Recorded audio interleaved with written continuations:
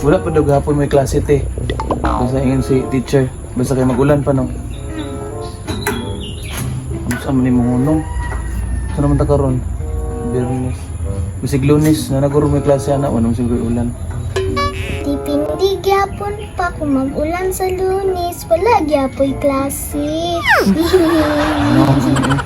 Ano nga may klase. Pero te, kana ganing inigbalik ni eskwela.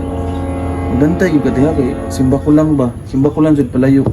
Basin anak manggod ka nang gikag ulan, nya mo init na pod. Posible na pod nga maglinog na pod bro. Simba ko lang palayo ha. Kay ang kaso lang ba? Basta ay lang yung kara. Ay lang yung... Lala. Lala. Ay. Good. Ay lang. Pagay pag-ingon na ako. Kusog-kusog yun ulan pag yun ba? Relax lang te.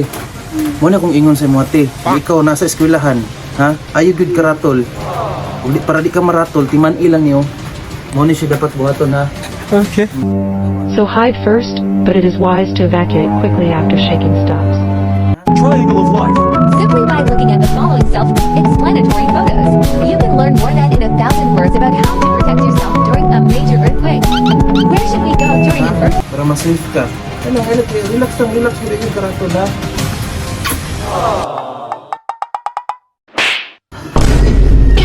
Chana?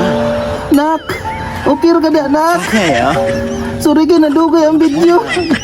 Dayagay! Patapang pa! Oh! Nagpalidagan sa ganina!